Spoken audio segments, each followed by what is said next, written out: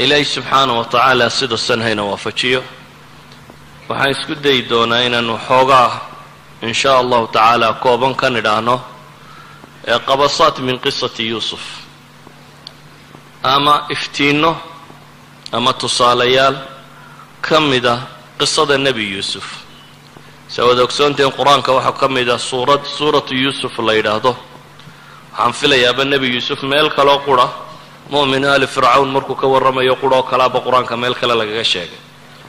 waa qiso ka gedisan qisaska qur'aanku sida kale ay u qoran yihiin waa qiso bilowgeedii ilaa dhammaadkeedii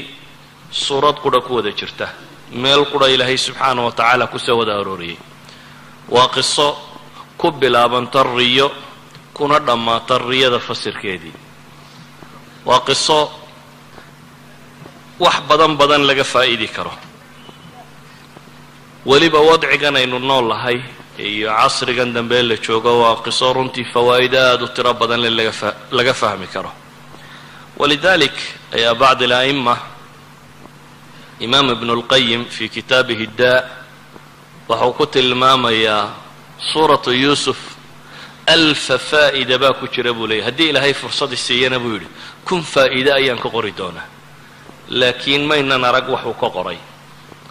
akthar maa qiil waxaan aragnay طلاب العلم المعاصرين كمدة أو بقول فائدة كترينية محمد صالح المنجد أو بقول فائدة كترينية إن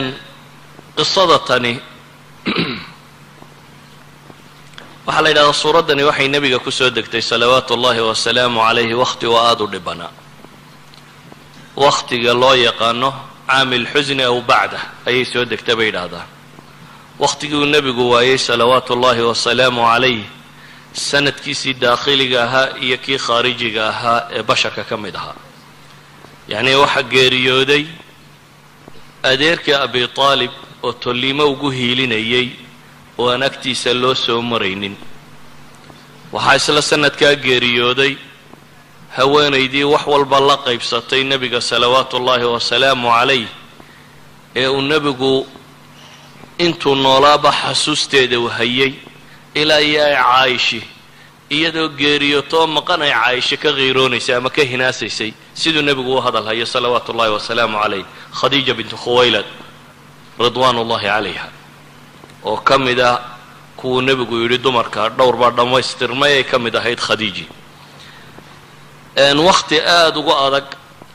oo nebigu salawaatu ullahi wasalaamu calayhi cid waliba soo diiday oo uu daa'if tegay oo ka soo noqday oo dhib oo dhan la kulmay ayay soo degtay baa la ydhahaa qisada tani iyadoo ilaahay subxaanahu wa tacaala uu nebiga u tilmaamayo in ambiye isaga ka horraysay oo rusushii ilaahay soo diray ka mid ahayd imtixaanaadka lala wadaago waa suurad runtii suwar badan oo imtixaana ka sheekaynaysa waxay ka sheekaynaysaa nebi la itixaamay oo kalgacalkii aabbihii lagu itixaamay waxay ka warramaysaa imtixaan kale isagoo ku dhacay oo walaaladii kayd u degeen oo god ku rideen waxay ka warramaysaa iyadoo haweenay isku dayday inay kufsato waxay ka warramaysaa iyadoo la xidhay oo xabsi galay oo jeel uu ku jiro waxay ka warramaysaa imtixaan tiro badan leh iyadoo madaxnimo lagu itixaamay oo uu ummadda madax u noqday waxay ka warramaysaa runtii fitan tiro badan oo marka ilaahay subxaanahu wa tacaala shiddo keenaba haddana faraj ilaahay uu u furayo subxaanahu wa tacaala inna maca alcusri yusraa ay ku gebagaboobayso isagoo fitankaasi oo dhan ilaahay subxaanahu wa tacaala uu ka badbaadiyey idan qisada tani waa qiso runtii meelo badan oo laysdul taaga leh waa suurad xataa tarkiibkeed qaabku u yaalla ay ka gedisantay waa suuradda qudha ee 4 riyo kusoo wada aroortay iyadoo aan rajaynaya qur-aankaba in 7 riyo ku jirto يعني النبي إبراهيم ريديسة هي سورة الفتح النبي محمد صلوات الله وسلامه عليه هي قصة بدر سورة آل عمران تقصها بسيسن هي أفر ريو كودة جرة في سورة يوسف السقر الرياضي لما تشيلك كوليتشر الرياضي بقر كور الرياضي أفر ريو وكود صائر وري قصة qisadatani runtii waxyaabo tiro badan bay leedahay. ilaahina subxaanaه wa tacaala wuxuu ku tilmaamaya laqad kana fii qasasihim cibra liuli lalbaab ma kana xadiiثan yuftara. ilaahay subxaanaه wa tacaala qisadatan waxyaabaha tirada badan le uu kaga warramayo waxaan jeclahay caawa inaynu deris ka mida qaadanno haddii ilaahay nolosha fusxa ka bixiyo oo ay suurto gasho jawaanib kale mar kalaynu ka eegi doonaa. waxaan ka eegaynaa haddii alla yidhaahdo subxaanaه wa tacaala nebi yuusuf gurigii uu ku soo koray oo dhibi ka dhex dhacday oo mashaakil qabsaday oo kala durkay oo kala lumay iyo xalkii loo helay. ilaahay qur-aanka wuxuu ku tilmaamaya laqad kana fii yuusufa wa ikhwatihi aayaat lisaa'iliin. nebi yuusuf iyo walaaladiiba waxa idinku sugan baa ilaahay leeyahy subxaanaه wa tacaala aayaat baa ugu sugan lisaa'iliin. waa qiso markaa u baahan daraaso aad u tiro badan leh. qisadatan ilaahay subxaanaه wa tacaala wuxuu inoo tilmaamayaa nebi yuusuf iyo walaaladii inay aayaad ku sugan yihiin. maxay sameeyeen nebi yuusuf iyo walaaladii? ilahay wuxuu ku tilmaamayaa id qaaluu layuusufu waakhuuhu axabu ilaa abina mina wanaxnu cusbة ina abana lafii dalaalin mubiin اqtuluu yuusufa aw iطraxuuha arضa yakhlu lakum wajhu abikum watakunuu min bacdihi qowma صaalixiin. ilaahay wuxuu inoo sheegayaa subxaanaه wa tacaala waxaa aayaadku ku sugan yihin baa la yidhi markay yidhaahdeen nebi yuusuf iyo walaalkii ayaa aabba inaga jecel yihi innagoo annaguna aanu nahay bay leeyihin cusba koox aanu nahay. ina abana lafii dalaalin mubiin aabba bay leeyihin baadi cad ayuu qadiyaddan kaga sugan yihin. mas'alada tanna aabbo ma asiibin bay leeyihin waayo laba qof in cusba koox dhan laga jeclaadaa waa miisaan aan saxsanayn xasba iddicaa'ihim. awalan nebi yacquub waxay ku eedaynayaan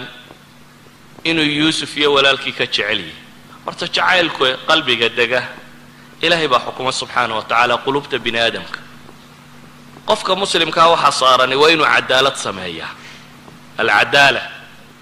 laakiin qalbigu cidda uu raacayo ilaahay baa shaqo ku leh.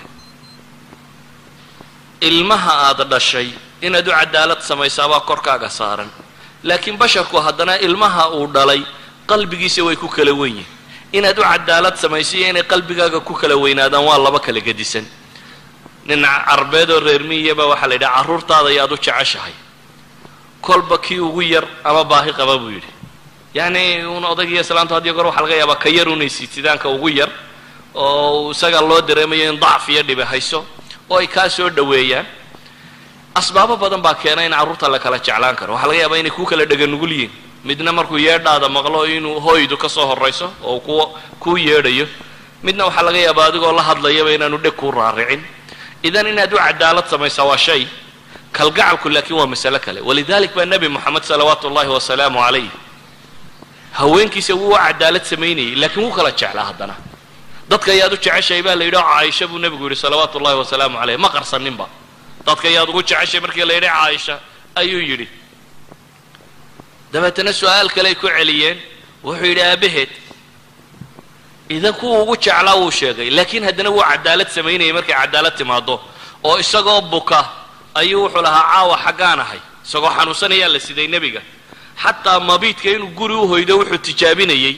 isagoo buko oo la sido oo xanuunsanaya in garbaha la galo habeenba meel seexdo oo yidhaahda inaana caawa xaggaan ahay uu yidhaahdo. la yidhahdo guri heblaayaad ku beegantay. markii dambe ay haweenkiisii u naxariisteen oo ay dareemeen nebigu salawaatu ullahi wasalaamu calayh maadaama oo caaisho jeclaa inuu ku bukaankiisa lagu baxnaaniyo guriga caasho la dhigo oo halkaasi lagu baxnaaniyo. yani waxaan uga jeedaa jacaylka qalbiga ah waxyaabo badan baa keena qofku inuu cid jeclaado. amaa waajibka qofka saarani waa inuu cadaalad sameeyo. yacquub may ahayn waadna kala jeceshaba in lagu eedeeyo xataa hadday jirto. mar hadduu cadaalad samaynayo dembi maaha inuu qofku kala jeclaan karo. laakiin ilmo yacquub waxay ismoodsiiyeen arrin ah yuusuf iyo walaalkii in loo kalgacal badan yahay oo yacquub uu kalgacal badan yahay arrintaana waxay ku tilmaamayeen yacquub inuu baadinimo kaga sugan yahay waase iyagu sheegteen waxa uu qur'aanku markan inoo tilmaamaya masaa-isha amraad alquluub xanuunada qalbiga ku dhacaya siday khatarta u yihiin qofku hadduu qalbiga ka bukoodo oo qil iyo xaqd iyo xasad iyo buqdi iyo waxaasi hadday qalbiga galaan inay qoys xataa mujtamac ballaadhan ka kaaleeya qoys inay dumin karaan oo ay kala dareerin karaan waxay masaladani tilmaamaysaa ilmo yacquub mas'aladani xadkay la gaadhay waxay la gaadhay inay soo jeedinteedu noqoto uqtuluu yuusufa aw itraxuuhu arda yuusuf in la dilo yuusuf jariimadu galay waa maxay ma dembuu galay xataa haddii yacquub buu ahaa ka wax jeclaadee yuusuf isaga waxbaba ma samaynin laakiin markay dadku xaasidnimada iyo xaqdiga iyo qalbigu markuu xumaado waxaa ku dhaca qofka indhala-aan mawaasiinta ka lunta sida wax loo qiimeeya xataa ma garta u walidaalika ilmo nebi yacquub waxay qaateen fikradda ah in la dilaba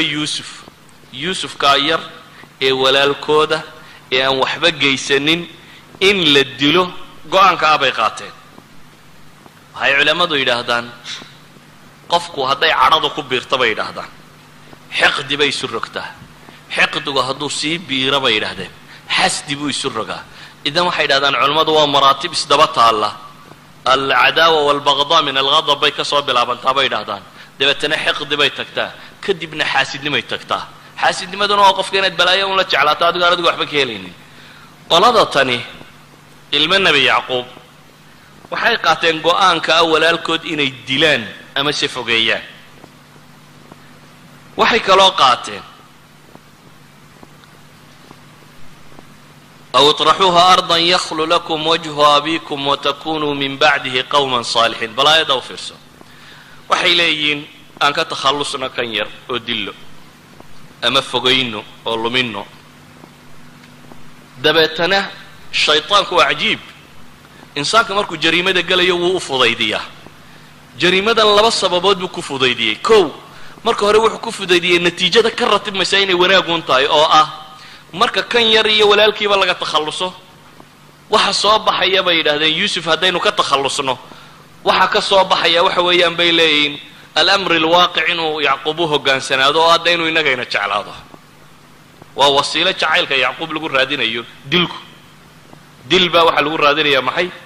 jacaylka nebi yacquub alamri alwaaqic bay leeyihin odagu waa isaga hoggaansami doonaa markaynu ka takhallusno yuusuf cid kale ma taale de inagunba alabnaa'i alwaxiidiin lilab aabbaha yacni carruurta qudha u haystaa waa innaga marka dee aabba carruurtiisa kama maarmay wayna jeclaan doonaa marka waxay leeyihin yakhlu lakum wajhu abiikum aabba wejigiisa keli inoo noqonayo aynu ku keliyaysanaynaa shayطaanku markuu wax sawirayo ilmo nebi yacquub badiihiyaad waxyaabo fudud fudud oo aad u tiro badan buu ilowsiiyey wuxuu ilowsiiyey ma is odhanin war armaa jariimadiinuba muuqataa haddii aad fashishaan oo jariimadaba la ogaado yacquub miyuu jeclaan lahayaa markaa markay inankiisii dilaan ismay weydiinin aabbahood maxaa ku dhici doonaa jacayl badaayaar buu indhabeelaa oo mushkilad kale qabsataa ismay weydiinin mu'aamarada ama jariimada sida loo fulinayaa armay fuliba weyda oo sidaad ugu tala gashay u socon weyda ismay weydiinin yacni wixii khayaaraad jiray oo dhan ixtimaalaad jiray oo dhan shaytaan wuxuu ka tusiyey mid quroo ah ismay weydiinin armuu ninkani dhimanba waayo idinku soo noqda isagoo madaxa iyo waxaa la kulantaan waxaasoo dhan tirada kumay darin waxay ku xisaabtameenuun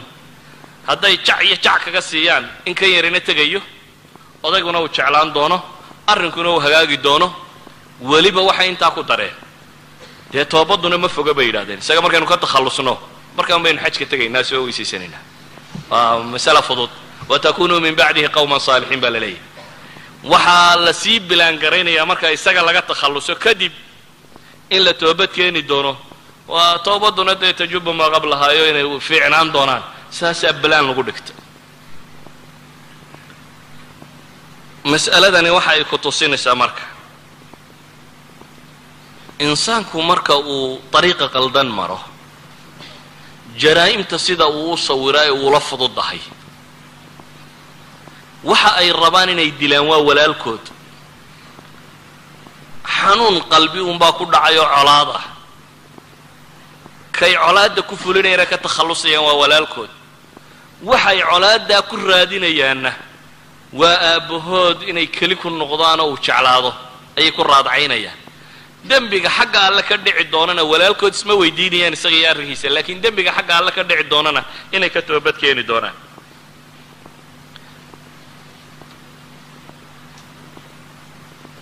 ra'yigan bay qaateen ilaahay qur-aanka wuxuu ku tilmaamaya qaala qaa'ilun minhum laa taqtuluu yuusufa waalquuhu fii ghayaabati اljubbi yaltaqitu bacdu sayaara in kuntum faaciliin ilaahay faraj buu u furay nebi yuusuf oo mid yagii ka midun baa yidhi weer ha diline meelaha god aan iskaga tuuro dadkaa socotada iyo waxaasi ha qaataanoo hayna dhaafaane bacda muxaawalaat sida qur-aanku tilmaamayo suuradda ma tafsiirayno laakiin meelahaynuu dan leenaynu tilmaami doonaa bacda muxaawalaat aabbahood inay isku dayaan inay ku qanciyaan oo u warramaan oo yaa abaana maa laka laa ta'manna calaa yuusufa wainaa lahu lanaasixuun arsilhu macana gadan yartac wayalcab wainaa lahu laxaafiduun qaala inii layaxzunanii an tadhabuu bih waakhaafu an ya'kulahu الdi'bu waantum canhu gaafiluun ilaahay subxaana wa tacaala wuxuu ka warramay waxay dood soo samaysteen iyo siday rabeen inay yuusuf u qaataan iyo aabbahood siduu u shakisnaaye uga warwarsanaaye kolba meel isu taagaya iyana isku dayeen godku istaagaba inay ka saaraan oo ra'yigooda ay ku fuliyeen qadiyaddii waa fuliyeen walaalkood god bay ku rideen nebi yuusuf wuxuu la kulmay mashkilad ah colaadi inay qabsato oo cid kaa foge hadday ku colaadiso waad qaadan kartaa laakiin kii kula dhashay inuu noqdo ka ku dilaya waxaad sawirtaa yuusuf oo ilmo yara oo walaaladii daclada hayaan oo meesha loo wada ay tahay in la tuuro oo dabeetana inta god lala tegay la sii wado oo aan weliba godka si caadiya loogu rodayna ghayaabati aljubbi saa ilaahay tilmaamayo meel madow oo wax qarisho oo god ka sii mida la rabo in la sii geeyo oo arkaya walaaladiiyo intay isu kaashadeen midba dacal hayo god lagu sii ridayo haadihi suura maxay maskaxdiisa ku reebaysaa ilmaha yar ee haddana dareemaya iyagoo intay halkaa dhigeen aan u naxariisan ee kaga dhaqaaqay oo meesha kaga tegay qisada tani waxay tilmaamaysaa marka bukaanada qalbiga ah ee xaasidnimada iyo xaqdiga iyo qilliga iyo waxa la nooca ah hadday bulsho degaan oo mujtamacaadka dhexdooda ay degaan mujtamacaasi inuu noqdo mujtamac cafina mujtamac uraya oo burburaya mujtamac kala lumaya inuu noqonayo natiijadii falkan ay sameeyeen ilmo yacquub waxay noqotay in aabbahood inay keli ku noqdaan oo uu jeclaado daaye ilaahay subxaana wa tacaala uu tilmaamaya wabyadat caynaahu min alxusni fahuwa kadiim in indhuhu caddaadeen murugo iyo tiiraanyo daraaddeed inuu taagnaa inamaa ashkuu bathii wa xusnii ila allah odaygii taasaa ku dhacday waxay sababtay walaalkood oo yuusufi inuu god galo oo dabeetana godkii laga qaado oo kooxi kaxaysato oo dabeetana alkariim ibnulkariim ibnulkariim ibnulkariim isagoo ah nin saddex nebi ku abtirsado isagoo ah in dabeetana la addoonsaday alxor ibnulkariim isagoo ah in la addoonsaday in suuqa silaca wax lagu iibiyo la geeyay washarawhu bihamanin baksin daraahima macduudatin wa kaanuu fiihi min azaahidiin ilaahay tilmaamayo suuqa wax lagu kala gato ee iga gadyo kaa gadi maayo intaa iga dhaniyo iga sii isagoo ina nebiyo nebi dhalo nebi dhalo nebi dhalay inuu suuqaa tegay waxaa qur-aanku tilmaamayaa inuu addoonsigaasi ku dhacay waxa uu tilmaamayaa inay haweenaydii hungurayso isku dayda inay kufsato waxa uu tilmaamayaa in xabsi lagu riday waxaasoo dhibayo uu yuusuf maray aabbahooday jacaylka ka rabeenna waa indhabeelay murugo iyo tiiraanyo ciil buu la indhabeelay waxaa ilaahay tilmaamaya inuu leeyahy inamaa ashkuu bathii wa xusnii ila allah inuu leeyahay fasabrun jamiil wallahu lmustacaanu calaa maa tasifuun halkaa odaygii inuu taagan yahay waxa ay tilmaami kartaa sida caa'iladana yara noqotay markii uu yuusuf wiilkoodii ka labaad rabay inuu ka qaato siday dareemayeen aabbahood markii hore waxay lahaayeen yakhlu lakum wajhu abikum laakiin kii labaad markii la qaadayay maxay lahaayeen inna lahu aban shaykhan kabiiran fakhud axadana makaana waayo waxay dareemeen aabbahoodkii hore wixii ka qabsaday iyo wixii dhib ka gaadhay bay lahaayeen oday weyn oo dhibi gaadhaysa buu leeyahay annaga midka ay nagu bedel bay lahaayeen waxaa dhacday inankii ugu weynaa say mufasiriintu sheegaan inuu yahay kan leh falan abraxa alarda xataa ya'dana lii abi aw yaxkuma allahu lii wahuwa khayru lxaakimiin kii weynaana inuu dhan u lumo waxaa dhacday qaybi caa'iladii guriga qura ku wada noolayd yuusuf good buu ku dhacay odaygii waa indhabeelay nebiyullaahi yacquub ahaa wiilkii labaad waa kii farsamada lagu qaaday ee isna baxay kii weynaa isna waxaa ku dhacay inuu yidhaahdo mar hadday waxaasoo dembiya laga galay aabbo dib ugu noqon maaye dhulkaa ilaahay baan iska kacaya waa iska soconaya isna dhan kalu u ambaday intii soo hadhiyo odaygii miyay isku fiican yihiin maya waa kuwiiyana ku lahaa tallaahi tafta'u tadkuru yuusufa xataa takuuna xaradan aw takuuna min alhaalikiin kuwii soo hadhayna waa kuwii nebi yacquub ka dul lahaa ka zuuli maysid inaad yuusufun kolba xasuusato ilaa aad ka halaagsanto amaad ka baaba'did reerkan maxaa ku dhacay maxaa reerkan shataadka ka dhigay su-aashaan idin weydiinaya markaa waxay tahy haddii mujtamac yar oo aabbiyo hooye iyo ilmo ay dhaleen iyo guri ka kooban oo weliba guri nebi uu yahay oo tarbiya nebi ku soo barbaaray haddii marka bukaanka qalbigu uu dhaco ay sidan u kala lumayaan markay xaasidnimadii iyo colaadda iyo mushkiladdu timaado ay sidan noqonayaan guriga weyni ama ummadda muslimka ahi ama bulshada muslimka ahi ama qowmiyadda muslimka ahi haddii xanuunkani dhex gala sida iyaduna u ekaanaysaa yacni guri baa shataadkiisii noocaa noqday guri ayaa shataadkiisii iyo burburkiisii noocaa noqday waxaan u malaynayaa ummadda soomaaliyeed inaan looga warramaynin sida loo ekaado marka la jabo marka la colaatamo soomaaliya iyadoo iska joogtuunbaa qola tidhi haddaynu xagg iyo xagga kaga dhufanno oo dabeetana watakunuu min bacdihi qowman saalixiin yakhlu lakum wajhu abikum bay raadinayeen meesha inay fuulaan unoo iyagu inta kale dareeriyaan waxoogaaga dhintana dee waynu toobad keeni doonnaa unbaa la lahaa watakunuu min bacdihi qowman saalixiintaa la taagnaa wanafsi alqisa laakiin min khilaali beytin kabiir waa qiso aan ku boobno waa ka takhallusaynaa inta tan qoladan meesha yaro bursatay ee jeclaysatay ee dheeraadka ee jacaylkii qaadatayna aan ka dhicinno kadibna maxaa soo baxaya waxaa soo baxaya bay leeyihiin yakhlu lakum wajhu abikum watakunuu min bacdihi qowman saalixiin siday u eg tahay maanta haddii markii hore dadku ay fahmi lahaayeen waxaan u malaynayaa inaan malaha taladaa in badan dib loogu noqon lahaa iminka maanta cid badani waxay leeyiin talow yaa haraggeed inagaga celiyaday soomaalidu ka sheegayeen ninkii neefka qale cidiba wax ka iibsan weyday ilaw yaa maruun haraggeedii ku celiya buu yidhi yacni siday u taallo haddii maanta talada dib loogu celin lahaa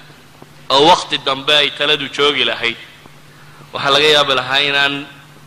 dad badani dhiiradeen waxay ku dhiiradeen markaa waayo shaytaan wuxuu tusiyo keliya mas'ale ah in kooxda meesha markaa joogto inta laga maroorsado koox kale inay fuuli doonto wax badan oo sii dhaci doona inaanay jiri karin wajhul ab in la heli doono dabeetana watakunuu min bacdihi qowman saalixiintuna inay ka dambayn doonto waxaan leenahay shataadkaasi inay dunida ku firidho oo inamaa ashku qaar le ay nool yihiin oo ooyaya inamaa ashku bathi wa xusnii ila allah qaar weli le tallaahi tafta'u tadkuru yuusufa xataa takuuna xaradan aw takuuna min alhaalikiina ay nool yihiin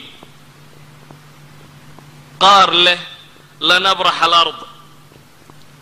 xataa ya'dana liabina ay nool yihiin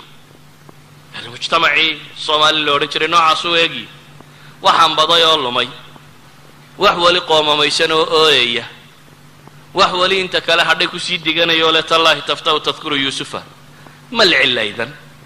ciladu waxa weeyaan amraad alquluub. mujtamaca haddaan marka hore la ilaalin, xagxagashada laga ilaalin, waxa isku haya laga ilaalin, qalbiga waxaa qofka muslimkaa waxyeelaya laga ilaalin, akhiiran natiijadiisu nooca kan bay noqonaysaa. su-aashan qisada markaa uga jeedaa marka kan waxay tahay hal min xal. waxayn leenahay aan eegno yuusuf muxuu ku xallilay. yuusuf gurigii dib inuu ururiyey suuraddaa sheegaysa, inay dhammaantood isugu wada yimaadeen suuraddaa sheegaysa. mal xal baa isweydiin leh. maxaa mujtamacaadka muslimkaa maanta caalamulislaami haddaad eegto waa nafsu shay. yani soomaaliya qura haddaynu iska dhaafno caalamulislaam oo dhan eegno waa nafsi shay. waxaa burburiyo ku dhacay waa amraad alquluubkaasi dadka badh ku dhacay ee intii kalena kala firdhiyay ee nooca kan u galay. maxaa xal ah? qisada yuusuf suuradda tani waxay culammadu yidhahdeen waa suurat alcifa bay yidhahdaan. nebi yuusuf wuxuu ahaa cafiifu llisaan, cafiifu lqalb, cafiifu ljawaarix. waxaan isweydiinaynaa maxaa xal ah. waxa xal ah baynu leenahay alcifa, dhowrsooni. nebi yuusuf laba hal buu sameeyey. walaaladii xaasidnimadaasay ku dhaceen. xasdiguna ka la xaasidaya intaanu halaagin kuwa wax xaasidayuu sii halaagaa. xasdigu markuu dhaco waa wixii ilmo nebi aadanba dee dhex galay. laaqtulannaka markuu lahaa waxba uma geysan walaalkii, laakiin waa xaasiday uun. laakiin kii uu dilaya iska dhaafay isagii baa ilaahay ku tilmaamaya faasbaxa min alkhaasiriin iyo faasbaxa min annaadimiin. isagaa ahaa kii murugaysnaa markii dambe noqday. nebi yuusuf mas'aladatan wuxuu ku cilaajiyey laba shay ama saddex shay haddaynu idhaahno. labada shay mid culammadu waxay yidhaahdaan waa jurxigu nabarku inaanu sii ballaadhan, oo ah nabarka in damaqa laga ilaaliyo. hadday ceeb iyo dhibid dhacdo dadku isqabto, waxa koowaad ee laga ilaaliyaa waxa weeyaan inaan nabarka la sii qodqodin. maxaa sii qodqoda nabarka? afxumadaa qodqoda. afxumada ayaa nabarka qodqoda. baad ka dhex arkaysaa. maalan waxay dhahdaan culammadu nebi yuusuf markii intaa la hafray, beenta laga sheegay, dumar ay wax u heshiiyeen, xabsiga la dhigay, isagoo aan waxba samaynin, ee boqorkii uu riyada usoo dirtay, uu riyadii u fasiray, waa ka kii la yidhi ka soo bax jeelka. nebi yuusuf wuxuu damcay inaanu bixin ilaa iyo kayskii lagu xidhay laga hadla mooyaane. wuxuu yidhi maa baalu niswa allatii qaطacna aydiyahunna. nebi yuusuf su-aal buu weydiinayay. wuxuu leeya boqorkii u tago fas'alhu maa baalu niswat. waxaad boqorka weydiisaa haweenkii gacmahooda googooyey. ereygaa maxaa ku jira? nebi yuusuf wuxuu xaq u lahaa inuu yidhaahdo haweenkii isku dayay inay kufsadaan. wuxuu xaq u lahaa inuu yidhahdo haweenaydaadii layga taag waayey, xaaskaagii layga taag waayey, arrinkeedii ka warran. wuxuu xaq u lahaa dumarkii hafree beenaalayaasha ahaa ka warran. wax haba yaraatee dhacdada lagu tilmaansaduu tilmaamay bay yidhaahdeen. haba yaraatee kama warraminna wixii isaga lagu sameeyey ama wixii loo geystay. magacoodna ma sheegin bay yidhahdeen. waxay culammadu yidhahdaan cammama walam yusami bay yidhahdeen. wuu caam yeelay, cid gaarana muu magacaabin bay yidhaahdeen. muxuu ilaalinayaa? wuxuu ilaalinayaa bay yidhaahdeen inaanu cidna tajriixinin. tajriixa tirada badan leh, dadkoo la dhaleeceeyo, la caayo oo la maago oo la wadaa, nabarka way sii ballaadhisaa. qofkoo markuu gafaba aad sii qodqodo farta gelisay, halkii uu ka gafayba aad farta sii gelisaa, way sii dilaacisaa uun. kala fogaanunbay sii keentaa. ma keento nabarku inuu soo koobmo oo soo yaraado. waxa sababa in laga daayo farafaraynta badan, in dulqaad badan dadka muslimiinta ay muujiyaan. walidalik muu odhanin nebi yuusuf maa baalu niswati allatii raawadna, haweenkii aniga i doonay ka warran. iyagu weedha isku lahaayeen xataa kumuu odhan. waqaala niswatun fi lmadiinati imra'atu lcaziizi turaawidu fataaha.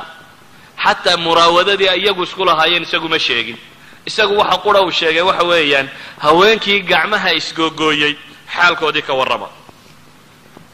xataa bay leeyihiin boqorkii su-aasha la weydiinayay gabadhiisii meesha kuma soo darin oo ahaydna ta maxay qisaduba ka bilaabantay haweenkii gacmaha jarjaree kalu tilmaamo waar adiga islaantaadi iyo kayskaygii ka warran mu odhan waxaaba laga yaaba laha boqorku inuu cerka u bixi lahaa hadduu intaasoo qura weydiin lahaa intaana ma weydiinin waxaad tilmaamaysa nebi yuusuf sida uu carabkiisa u ilaalinayay fii nafsi suura waxa ay tilmaamaysaa nebi yuusuf oo godkii ka baxay oo mushkiladoo dhan soo dhammaystay oo madaxa ayaa waxa u yimi walaaladii kuwii godka ku riday waa markii uu dabeetana suwaaculmelika loo dhex raaciyey alaabtii walaalkood ee laga soo saaray waxay yidhaahdeen in yasriq faqad saraqa akhun lahu min qabl iyagoo hor taagan bay hadlayaan waxay yidhahdeen hadduu waxaday kani mid ka horreeyo ay walaalahaayeenoo tuug ahaa baa jiray bay yidhahdeen maxaad yeeli lahayd adigoo boqor ah nimankii ku dilee godka kugu riday inta lagu hor keeno haddana hadday yidhaahdaan kani hadduu waxaday ku ka horreeyo tuuga baa jira nimanaad kiiskii hore ku qaadin oo waxba aanad u sheeganin oo iyagu god kugu rido ku dilo waxaasoo dhan kugu sameeyey oo haddana weli aan kaa hadhina ku masabidaya nebi yuusuf ilaahay wuxuu ka tilmaamay wuxuu yidhi faasarahaa yuusufu fii nafsihi walam yubdiha lahu qaala antum sharu makaana wallahu aclamu bima tasifuun naftiisa wuxuu ku qariyey baa ilaahay yidhi subxaana wa tacaala nebi yuusuf oo aanu cidna u muujinin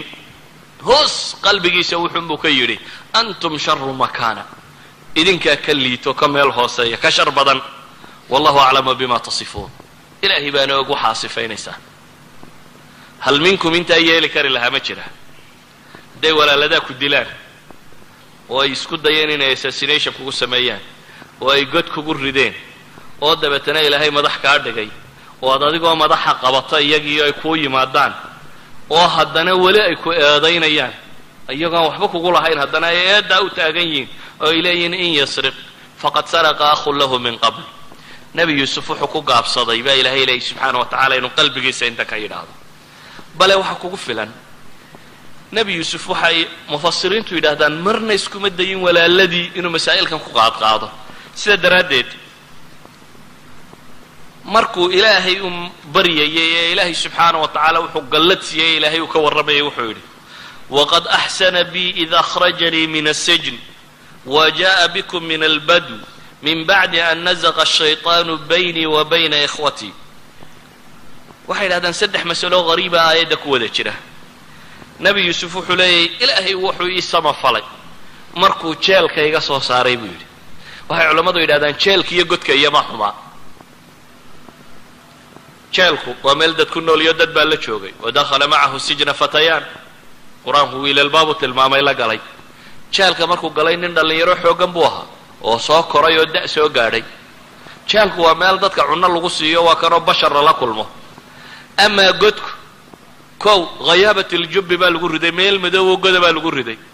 oo fog bay yidhaahdeen aan magaalada iyo meelaha kan ka oolin meel aan raashin iyo cunno iyo waxba toona oolin buu ahaa meel aan aniis iyo cid la gargaarsada iyo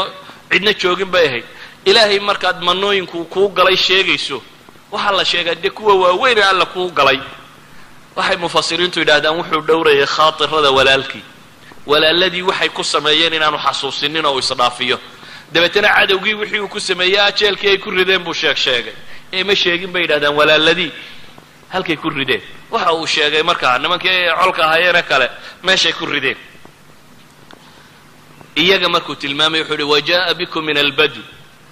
iyagu xaggay ka yimaadeen markii dambe ee reerka la ururinayay waxay yimaadeen 7 sannadood ee faqriga lagu jiray ee abaartu haysatay ee muu odhanin markii idinkuna caydha noqoteen idinkoo caydha la iikin keenay waayo iyaga abaar baa ku dhacay oo kuwii caydhooba dee dhibtu qabsatay ma sheegin wuxuu yidhi markii ilaahay baadiyaa idinka keenay baadiyu mar lagu barwaaqaysan yahay oo caano iyo hilibba leeyay iyo beer iyo midhaba u leeyay iyo mar lagu haraadanyayba waa jirtaa waa u camimay bay yidhaahdeenoo wuxuu tilmaamay maxay wajaءa bikum min albadw muxuu kale sheegay min bacdi an nazaqa ashayطaanu baynii wa bayna ikhwatii shaydaan ma iyagu derderay mise yuusuf ma waxbuu ku lahaa dhibtii dhacday oo dhan waxba ma samaynin marnaba isagu wax ma samaynin saa ka muuqata qur-aanku kaga warramayo laakiin isagoo khaatirka walaaladii dhowrayabuu wuxuu yidhi baa la leeyay min bacdi an nazaga ashayطaanu baynii wa bayna ikhwatii markii shayطaan aniga iyo walaaladayna kala dhex galay nasqu shayطaan kaanamaa labadooda kooxood bau ku dhacay oo shayطaan buu eedana saaray wuxuu kaloo ka dhigay labadoodaba inuu dhex maray waxaasoo dhammi waxa ay sheegayaan bay culammadu leeyihin wuxuu rabay lisaanka jariix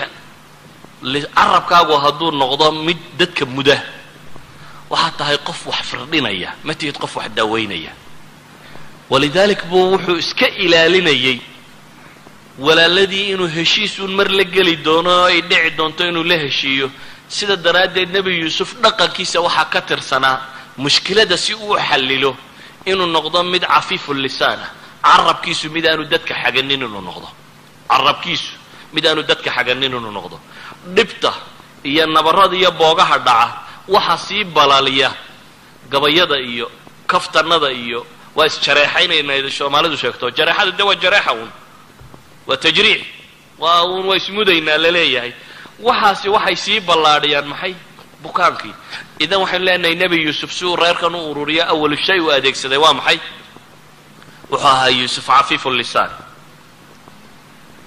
lisaanka iyo cafiifnimadiisu hal qisaan nebi maxamed salawaatu ullahi wasalaamu calayh idinka tilmaamaya xadiidka wada taqaaniin ee saxiixayn ku yaala ee riyaad saalixiin ku yaala macruufka ah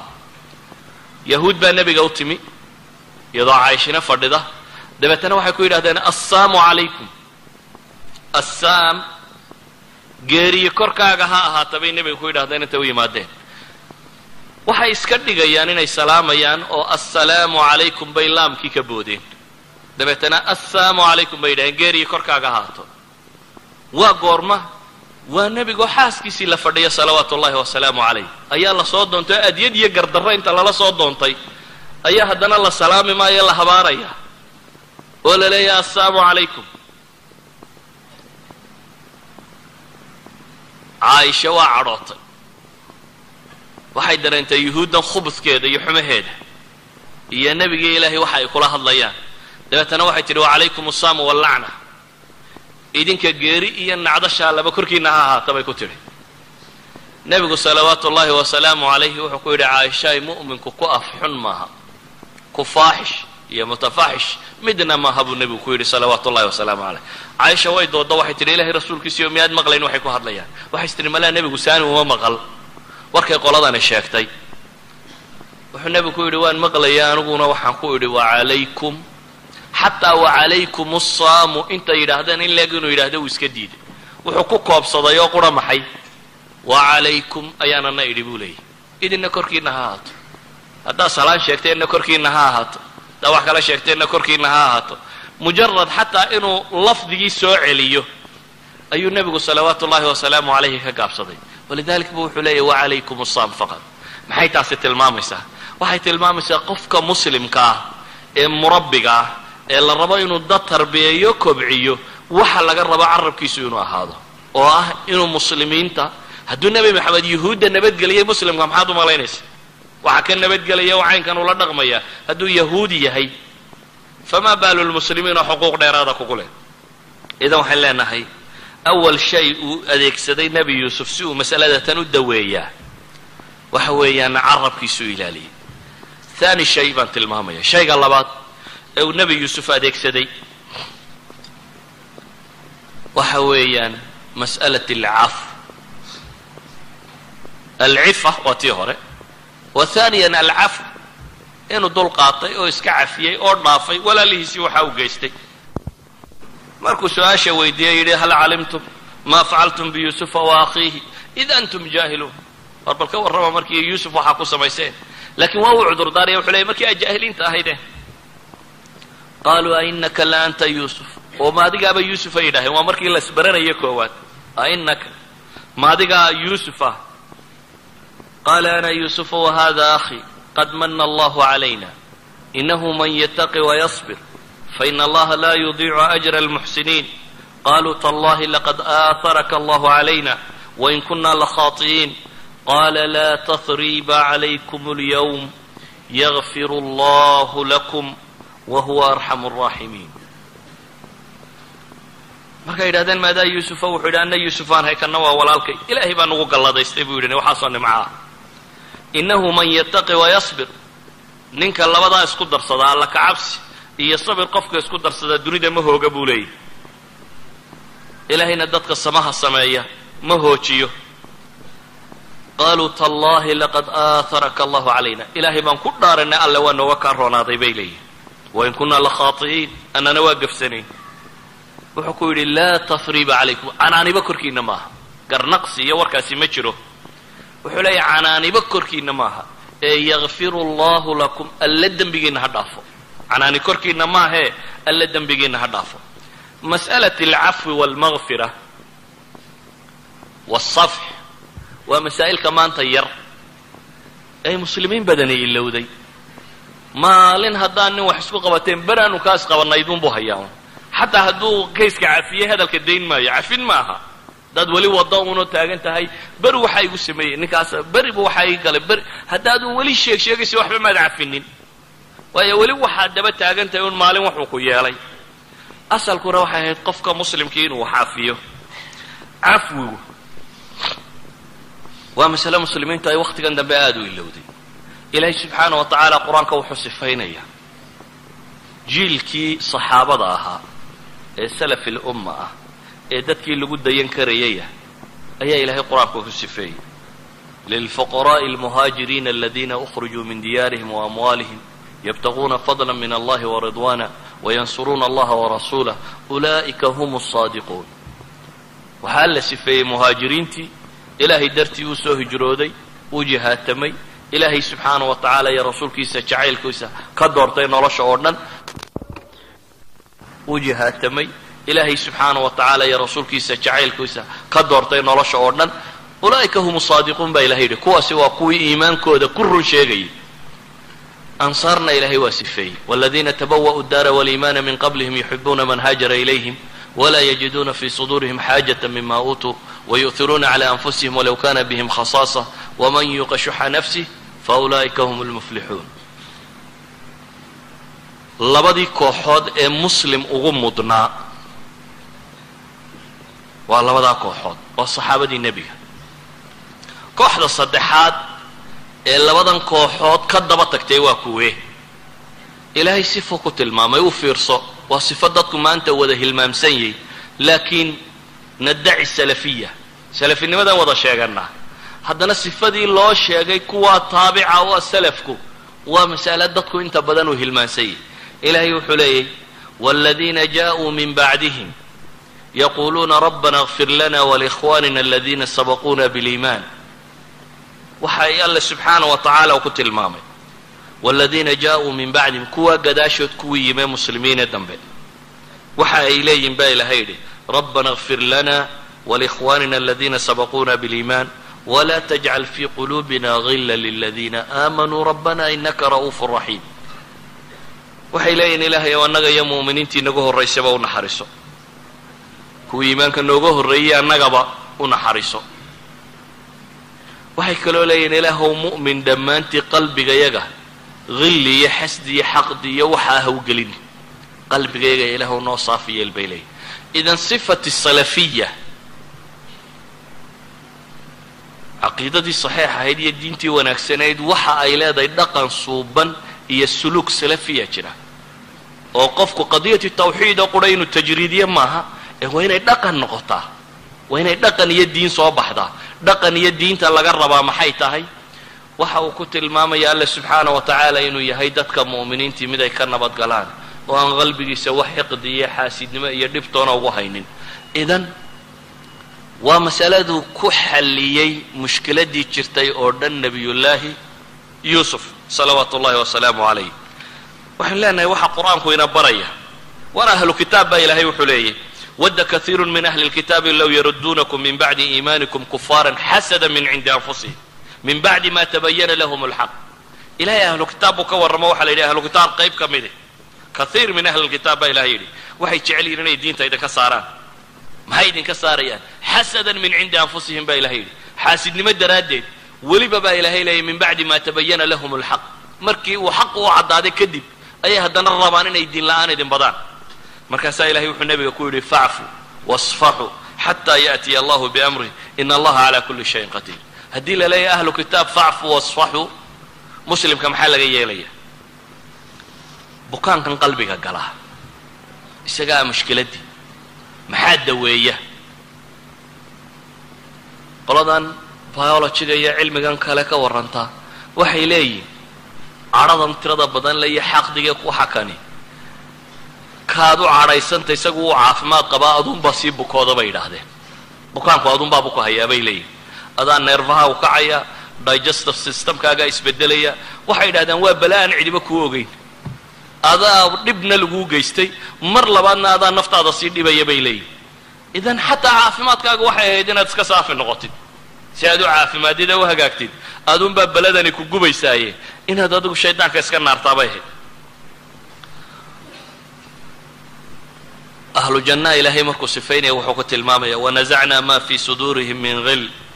تجري من تحتهم الأنهار أما ونزعنا ما في صدورهم من غل إخوانا على سرر متقابلين. صفة أهل الجنة الله الشيء دوا مؤمن كأم بجنة قليل لاني وحلة المامية يهين كوا قلبي قودو محي هاي صافي دولي سسرنا أن ولي قودي سيدين هدا دركتو وصفة أهل النار كلما دخلت أمة لعنة أختها بإلهي كوا أن ولي قود كلا فقيري waxaa la yidhi naarta markay kooxi gashaba kooxda kalun bay nacdashaa kuwa markay kooxi kursiga koox ka kicisaba kuwa kalu nacdalaa ee ishayaa-uun waa sifada ahlu naarka lagu yaqaano. idan waxa uu nebi yuusuf waxa uu adeegsaday alcifa oo aynu carabkiisa ilaaliyo dhowro wuxuu kaloo adeegsaday qoyskaasi si uu soo uruuriyo nabarkii markuu ka ilaaliyay inuu damqo haddana inuu cafiyo laa tasriiba calaykum alyawm yakfiru allahu lakum buu adeegsaday masalat alcafw waxaan rabaa inaan idinka daadajiyo bal aan dib u soo noqdo yuusuf oo qurayaan joogi uxud ayaa nabiga ku dhacday salawaatu ullahi wasalaamu calayh uxud waxa ay mushkiladu u dhacday saynu wada naqaano saxaabo wax ismoodsiiyey oo dabeetana hunguri galay oo meeshii uu nebigu yidhi ka dagaalgali waayo soo yaacay dabeetana muslimiintii waa la jebiyey jab adag baa ku dhacay oo ah kuwuu nebigu jeclaa ama ugu dhowaa xamse iyo inta la dilo in la googooyo oo tamthiil lagu sameeyo beerkiisa dumar calaashadaan in saxaabo badan la laayo rag badan in la oofsado muscab ibnu cumayr iyo raggii madiinaba furtay ee diinta geliyey ee sacd ibnu mucaad iyo mucaad ibnu jabal iyo raggii la yaqaanay diinta ku soo daray waa maalmahay meeshan alla uu ku kaxaystay waxaasoo dhibi markay dhaceen riwaayaadka saxiixi waxay tilmaamayaan saxaabada badh oradkii inay madiina dib u galeen markii la jabay ragga badh baa yaacay oo oradkii madiina galay waxaasoo mashaakila dhacay nebi maxamed wixii oo dhibaa ku dhacay salawaatu ullahi wasalaamu calayh in ilkaha qaar jajabaan biro ay galaan dhiigguu laga daadiyo salaadii uu fadhiga ku tukado uu sarajoog ku tukan kari waayey waxaasoo mashkiladii iyadoo dhacday ayaa ilaahay qur-aan soo dejiyey ilahay wuxuu leeyay fabima raxmatin min allahi linta lahum walow kunta fadan galiida alqalbi lanfaduu min xawlik facfu canhum wastakfir lahum washaawirhum fi lamr kuwa isagoo alla ka warramayo mujtamac baa la rabaa in la wado mujtamacu afraad maahe waa mujtamac dhan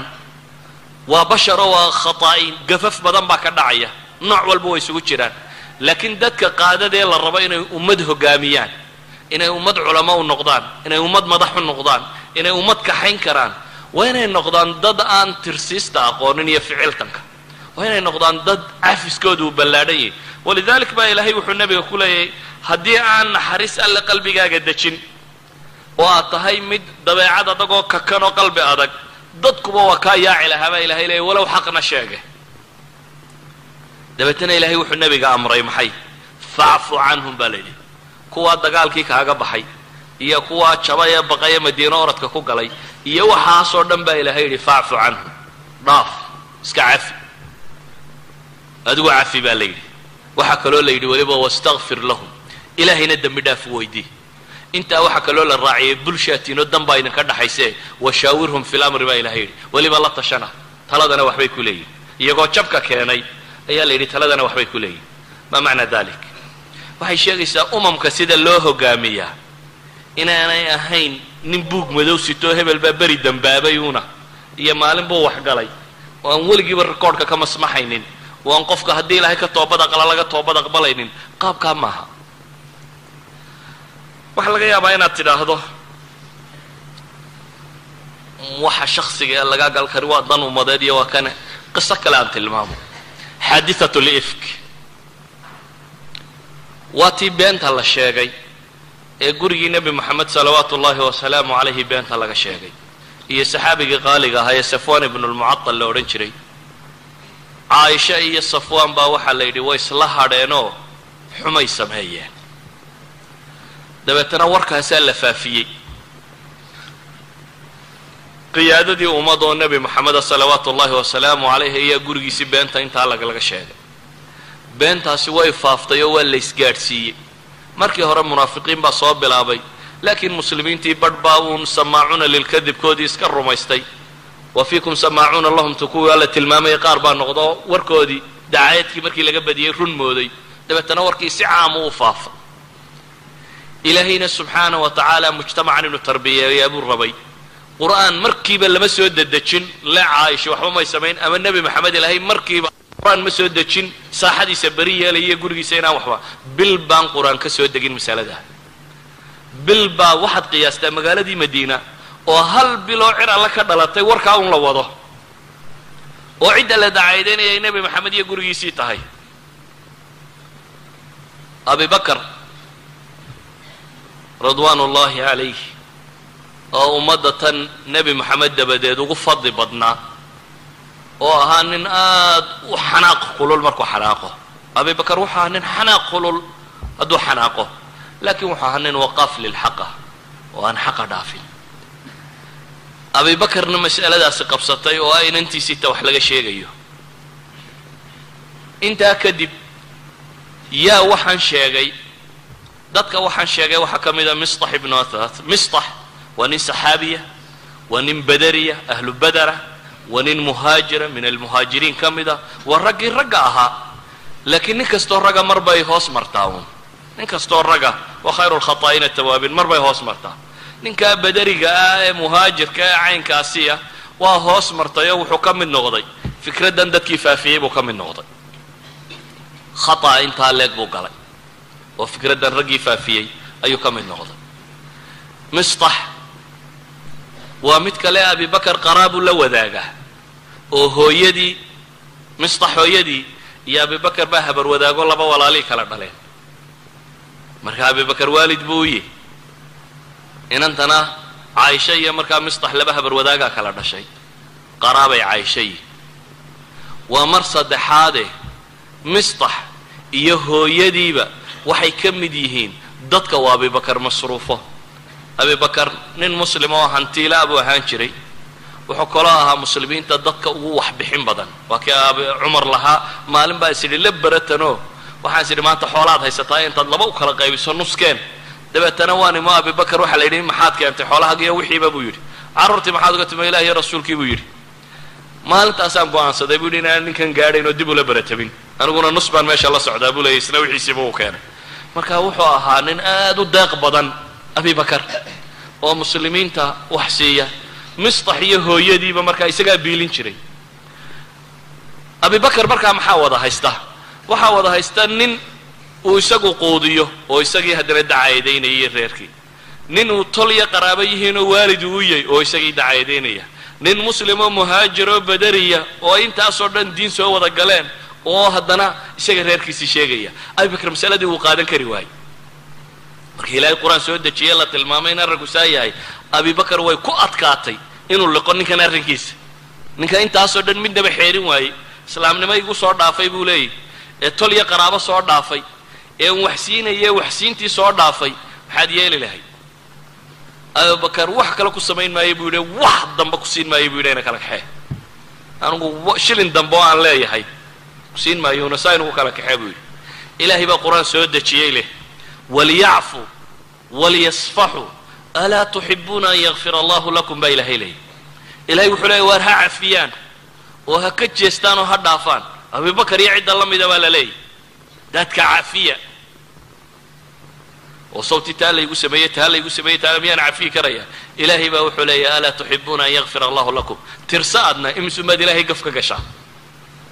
soo ma jeclid inaad bal lagu dhaafo imisumaad dembi gashay markaad tiriso kan waad gasho haddana yaa rabbi unbaad leedao gacmahaad kor u taagaysaa ma quusatid maalin walba waad qasaysaa laakiin haddana ilaahay ii dhaaf baad leeday ilaahay markaa wuxuu leeyahy idinba waa jeceshinkaa iga gashaan ilaahay isagaa ku abuuray isagaa ku quudiya kownka isagaa iska leh nimcadaad haysato dhan isagaa iska leh halkaad u shukri naqi lahayd baad macsi ku samaysay wixii uu ku siiyo dhan haddana quusan mayna yaa rabbi baan leenahay oo waa baryaynaa ilahay wuxuu leeyay daan baanoo intaasoo dhan idin siiyey oo waxaasoo nimca idin siiyey ayaa rabtaan inaan kiina dhaafo idan alaa tuxibuuna an yakfir allahu lakum baa ilahay yidhi cilladu waa tatan waliyacfuu baa la yidhi waxaas aad tirsanayso o dhan abibakarow waliyacfuu waliyasfaxuu alaa tuxibuuna an yakfir allahu lakum miyadan jeclayn baa ilahay leeyay subxaana wa tacala in alla dembigiina dhaafo dabcan waa jecelyay abibakar markaasba wuxuu yidhi biilkiisiina ha la siiyo bes khalaas waa cafiyey biilkii uu siin jiray iyo wixii oo dhanna wuu ogolaaday yacni waxaa la rabaa haddii mujtamaca midba mid ka aargoosto fain caaqabtum facaaqibuu bimili maa cuqibtum bihi waa jirtaa walaman sabara baa ilaahay yidhi inta dambe dadku iska indhamaraa lama akriyo walaman sabara wagafara inta dambea ka muhiimsan asalku waxa weeyaan qofku xaqiisii wuu leeyay laakiin ummadi ana igagoo kuma wada noolaato hadduu qof walo ummadda ka tirsan uu yidhaha ana intayda halay gooyo waxba soo hadhi maaya ummad marka la rabo inay ummad noqoto jirto waynay jiraan dad qalbi weyn leh oo ummaddan hogaaminayo wax cafiyi kara dad wax cafiyi kara oo wax dhaafi kara waynay jiraan dad wixii gaadhay aakhira u xisaabtamaya waynay jiraan inta aad leedahay waa ninkii waxaa berigaa igu sameeyna dee waxba maad cafinin ila adiga wado una sheeganayeen waxay ahayd in la iscafiyo oo dadku ay dadka cafiyaan walidalik marka la rabo ummadi inay jirto nebi maxamed maxaa lagu sameeyey salawaatu ullahi wasalaamu calayh waa la dilay waa la maagay waa la dhacay waa la boobay wax walba waa lagu sameeyey reer maka muxuu sameeyey waa uu yimi culamaai taarikh say sheegayaan abu cubayda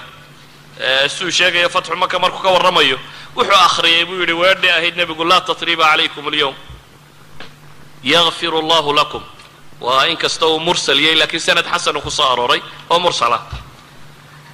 antum muطlaqaaguma asixin bay culamaai alxadiid yidhahaa laakiin waaqic اlamri wuxuu sheegaya inuu dadkii cafiyey dhowr qof buu yidhi haddaad ka heshaan sitaari lkacba xataa iyagoo ku duuduuban dila dhowrkii xataa afar meelahaas bay ahaayeen qaar kuwa caynkaa yidhi oo la wadaa loo keenay dabeetana wuxuu yidhi mar haddaa i keenteen da iska cafiya sii daaya kuwa caynkaa nebigu ku lahaa ayaa cuثmaan mid keenay cikrama bnu abi jahl baa la keenay waa iska dhaafay kuwa lahaa xataa iyagoo kacbada daaheeda haysta haddaa aragtaan dila markii loo keenay waa sii daayay nebigu salawaatu ullahi wasalaamu calayh saa awgeed baa xadiidkii bukhaari waa kii tilmaamayey man taqama linafsihi abada nebi moxamed weligiiba wax isaga la yeelay inaanu aargudanin walidalik ba xadiidkii saxiix aha waa kii sheegayay maxay iyadoo najid laga soo noqdo oo ciidamo muslimiin ay soo laabteen ayaa meel la yimi dabeetana goor kulaylaa dhirtuunbaa lagu kala faafay qofba geed buu iska hoos fadhiistay oo iska hoos seexday nebigu salawaatu ullahi wasalaamu calayh geed buu hoos jiifsaday isagoo geedkii iska hoos jiifa seeftiisiina wuxuu sudhay laan sare dabeetana nin reer baadiye ah baa yimi markuu yimina wuxuu soo nebigoo jiifa buu seeftiisii la soo degay galku kala baxay nebigu salawaatu ullahi wasalaamu calayh indhaa wuxuu kala qaaday uun nin seeftiisii haystoo la dul taagan oo le man yamnacnii minka yaa iga kaarabaya leh dabeetana nebigu wuxuu ku yidhi allah ilaahay baa iga kaa celinaya waa ku celiye wuxuu yidhi man yamnacnii minka war yaa iga kaarabaya wuxuu yidhi allah 3 jeer buu ku celiyey nebigu salawaatu ullahi wasalaamu calayhi intiiba wuxuu yidhi allah si ay ka noqotayba ninkii waa kurbaday unoo seeftii baa ka dhacday dabeetana nebiguna wuu qaatay dabeetana wuxuu yidhi man yamnacnii minka anna yaa iga kaarabi kun khayru aakhidin buu ku yidhi ku seef qaata ka u fiican noqo waa baryey isagoo nebiguna seeftii haysta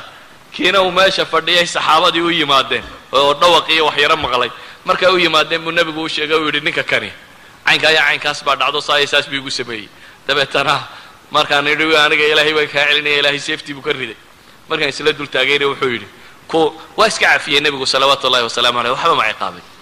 ninkaa isku dayay inuu assassinate gareeyo ee dile ee cidlada ka helay ee seeftiisii qaatay rabay inuu madax ka jaro nebigu markuu ka xoog batay uu iska sii daayay oraska tag buu ku yidhi idan masalat alcaf wuxuu nebigu rabay salawaatu ullahi wasalaamu calayh inuu ummad dhiso walidalik baa ilaahay wuxuu inoo tilmaamayaa waalkaadimiina alghayda waalcaafiina can innaasi wallahu yuxibu almuxsiniin ilahay mu'miniinta markii la sifeynaya waxaa la yidhi marka hore waa kaadimiina alghayd waxay yidhahdaan culammadu waa 3 shay oo kala dambeeya kuwa cadhadooda qarsan kara kadmu lghayd inaad cadhadaada qarsato macnaheedu waxa weeyaan mar rabtid inaad dee kartid oo aad markaaba argoosatid cadhadaada haddaad xejin karto oo qarin kartid caqli aduu kugu dambeeyey waxay yidhaahdaan culammadu istiqraaq laxda alxaa qofku hadduu instantaneous noqdo bay dhahaan laxdada secondiska uu markaa joogo hadday maskaxdiisu ka jawaabayso wax dambeba ay arki kari weydo go-aan ma gaadhi karo saa daraaddeed nebigu waa kii tilmaamayey maxaa u taqaanin ka xoogga badan xadiiskii saxiixa maxay yidhahdeen markaa ninkaan dhinaciisa dhulka la dhigin bay ku yidhahdeen nebigu wuxuu ku yidhi ka xoogga badani waxa weeyaan maxay ninka naftiisa hanan kara markuu cadhoodo buu nebigu yidhi ninka markuu cadhoodo naftiisa hanan kara kaas baa nin xoog badana balaayaba waxay dhacdaa un dee nin cadhoodo isxejin kari waaye waxa aad dadka maqlayso sheekhuun baa lagu odhan doonaa hee markaad tidhahdo islaantii baan 3 ku furay anoo cadhaysan dee markaad cadhaysantay waxba lama furo yani markaad cadhaysantay go-aanba lama gaadhan nin raga haddaad tay weliga adigoo cadhaysan go-aan ha gaadhin wuxuu doonaba ha noqdo go-aan ba ha qaadan no judgment at all haddaad nin raga tahay adoo cadhaysan go-aan ha gaadhin wuxuu doonaya ha ahaado waxaad isku daydaa inaad go-aamadaada qaadato adigoo miyirka qaba adigoo aan waalayn cadhadu waa nooc min aljunuun adigoo miyir qaba inaad go-aamadaada qaadatid xataa haweenay haddaad rabto inaad furto iska tag adoo miyir qaba fur oan cadhaysanayn oo bala qabin go-aankaaga qaado walidalik ilaahay wuxuu leeyahay alkaadimiina alghayd kuwa cadhadooda xejin kara ee qarsan kara waalcaafiina can innaas baa la yidhi kadmi lghayd masale kaloo ka dambaysaa jirta oo istab ka sarreeya oo ah inaad dadkaba iska cafidid oo aad dhaaftid taa masale kasii sarraysaa jirta bay yidhaahdeen oo ilahay wuxuu yidhi wallahu yuxibu almuxsiniin inaad samafarsho inaad ixsaan samayso ixsaan samayntu waa maxay waxay yidhaahdaan ciqaab la geysto qof haddaad rabto inaad banishment ku samayso inaad qof ciqaabto qof dhib kuu geystay oo og inuu godob ah uu kaa hayo haddaad adigu weliba wax siiso abaal kale u gasho waxay yidhahdeen waa cuquubo bini aadam lagu ciqaabo ta ugu adag ilahay qur-aanka muxuu ku tilmaamay idfac bilatii hiya axsan faida aladii baynaka wa baynahu cadaawa kaannahu waliyun xamiim kii xumaa kugu sameeyey maxaa la yidhi maxaad ku samaysaa sama u samee baa la yidhi oo natiijadu markaa maxay soo baxaysaa ninkii shalay dhibta kuu geystay ee maanta filayey inaad adna goosatid oo aad goosan kartid haddaad weliba adigu hadiyad siiso dee ninkaasi waa hadduu inuu damiiruun qalbigiisa ku jiro waa xishoonayaa dib dhinacaaga usoo eegi maayo maalin dambe inuu dhankaaga soo eegaa inuu kuu istaago markuu ku arko mooyaane inuu dhankaaga soo eega mar dambe lagama yaabo saa daraaddeed baa ilaahay yidhi kaasi wuxuu noqon doonaa maxay kaannahu waliyun xamiim baa ilahay yidhi mid qaraabo oo ku dhow oo xamiim ah kaas buu noqon doonaa baa la leeyahy subxaana wa tacaala idan waxaan leenahay nebi yuusuf wuxuu adeegsaday 2 masalo gurigii wuu isu keenay reerkii dib bay u dhismeen riyadiisii uu ku riyooday ilaahay waa u xaqiijiyey isagoo madaxa ayaa la keenay hooyiya aabbaba iyo wiilashii ay walaalahaayeen oo dhan dabeetana reer banu israa'iil guulaha loo tilmaamo waa halkay ka soo bilaabeen qoyskan baa reer banu israa'iil ka bilaabmeen waxay bilaabmeen iyagoo mucaziziina oo mukaramiina inay soo degaan masar qoyskan isagoo tabaqadii sare ee faraacinada ee waddanka xukumaysay isagoo ay martigeliyeen oo soo dhoweeyeen oo mucazis oo dad sharfana ayay soo degeen reer banu israa'iil taariikhdooda qur-aanku uu ka warramayo waa nasrigii koowaad ee usoo hoyda laakiin nasriga kani wuxuu keenay gurigan inuu yuusuf ururin karo ilaahayna sida مفسرين تقاركود أي كفسريان الأسباط وأبناء يعقوب مفسرين تقار waxay qabaan koob iyo tobankii kalena in ilaahay markii dambe nabiga ka dhigay reerkiiba inuu nabi isugu wada baxay yacquub iyo yuusuf iyo walaaladii iyo wuxuu dhamibay inay anbiyo noqdeen balaayadii hore waxay dhacday bay dhahdeen qabla nubuwa cidda qabta inay abnaa yacquub anbiyo ahaayeen dhammaantood waxaan leenahay haddii la rabo marka qisatu yuusuf waxaan leenahay cinwaankeeda koowaad waa cifa cifadana almaawardi wuxuu ku tilmaamayaa alcifa can almaxaarim walcifa can alma'aasim baa la yidhahdaa buu yidhi waa laba nooc alcifa can almaxaarim buu leeyay waa farjiga iyo carabka oo aad ilaaliso oo aad maxaarimta ka ilaaliso alcifa can alma'aatimna waxay yidhaahdeen waa dulmiga inaad la jahrido iyo khiyaano inaad israarto oo qarsato oo aad iska ilaaliso nabiyullaahi yacquub nabiyullaahi yuusuf qisadiisu waxay caan ku tahay cifanimo waxaan leenahay hadduu nebi yuusuf gurigii ururiyey asaaliibtu maree qur-aanku inoo tilmaamaya waatan cid kastoo usluubkan martaa waxaan leenahay guri kastoo baaba'a waa la ururin karaa ummad kasta oo lunta waa la ururin karaa walidaalika waxa koowaadee loo baahan yahay waxa weeyaan in dadka muslimiintii carabkooda ilaaliyaan carabkooda inay ilaaliyaan waxaa loo baahan yahay qofka muslimkii qalbigiisu inuu nadiif noqdo maxaa ka liita in toddobaad kasta lagugu soo celiyo camalka xadiidkii saxiixu muslim ku yaalay muxuu tilmaamayay waa kii nebigu lahaa waxaa ummadda acmaasheeda waxaa la bandhigaa khamiis kasta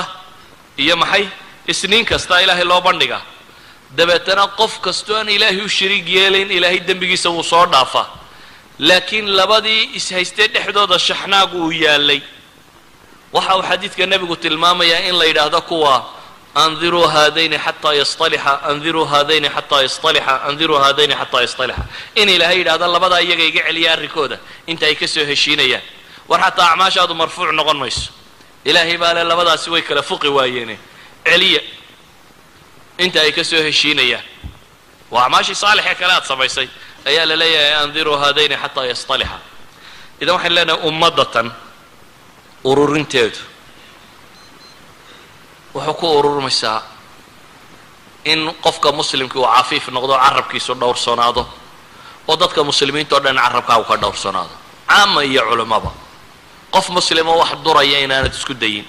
iyada culamo iyo dadkaasi inaad durto daah kuwa waa kuwa imaamu axmed tilmaamayay maxay luxuumi alculamaa masmuuma man shamaha marid waman akalaha maat waa weedh runtii laga hayay imaamu axmed culamada buu yidhi hilibkoodu waa sumaysan yihi ninka ursadaa buu yidhi waa bukoodaa kii dhadhamiyaana waa dhintaa buu leeyahy imaamu axmed idan muslimka o dhan inaad nabadgeliso badbaadiso